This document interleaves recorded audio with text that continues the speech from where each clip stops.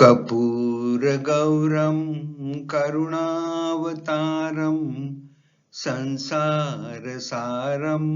भुजगेन्द्रहारं सदा वसन्तं हृदयारविन्दे भवं भवानी सहितं नमामि। मङ्गलं भगवान् विष्णु मङ्गलं गरुडध्वज मङ्गलं पुण्डरीकाक्षो मङ्गलाय तनोहरि। सर्वमङ्गलमाङ्गल्ये शिवे सर्वार्थसाधिके शरण्ये त्र्यम्बके गौरी नारायणी नमोस्तुते नारायणी नमोस्तुते। આ કપૂર આરતીનો અર્થ સમજવાનો પ્રયત્ન કરીએ।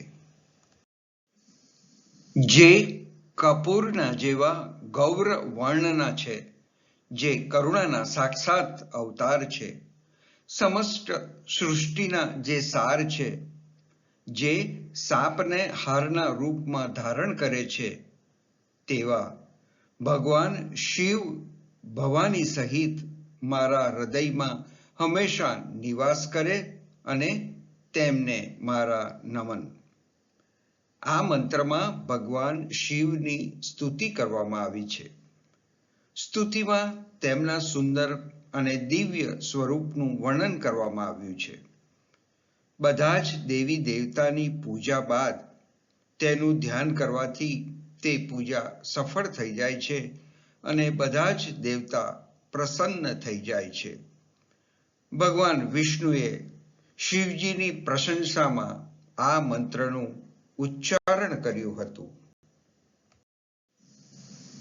ભગવાન વિષ્ણુનું મંગલ હો, જેના ધ્વજમાં ગરુડ હોય તેની સાથે બધું મંગલ હોય। કમળ જેવી આંખોવાળા પ્રભુ માટે મંગલ હોય અને હરિ સૌનું કલ્યાણ કરે। ભગવાન વિષ્ણુનો આ મંત્ર તેમના આશીર્વાદ મેળવવા તેમની સ્તુતિ રૂપે કરવામાં આવે છે। ભગવાન વિષ્ણુ સમગ્ર સૃષ્ટિના પાલનહાર છે। મંગલમ ભગવાન વિષ્ણુના મંત્રને લગ્ન મંત્ર કહેવામાં આવે છે। કોઈ પણ શુભ કાર્ય કરતા પહેલા કાર્યની સફળતા માટે આ મંત્રનો જાપ કરવામાં આવે છે। તમે સર્વ પ્રકારનું મંગલ કરનારી મંગલમયી છો, કલ્યાણકારી છો, બધા મનોરથો પૂરા કરનારી છો। શરણાગતિ આપનાર ત્રણ નેત્રવાળી હે ગૌરીમાં, નારાયણી માતા, હું તમારા ચરણોમાં વંદન કરું છું। મા દુર્ગાનો આ મંત્ર તેમના 8મા સ્વરૂપ મહાશક્તિ માતા મહાગૌરીને સમર્પિત છે।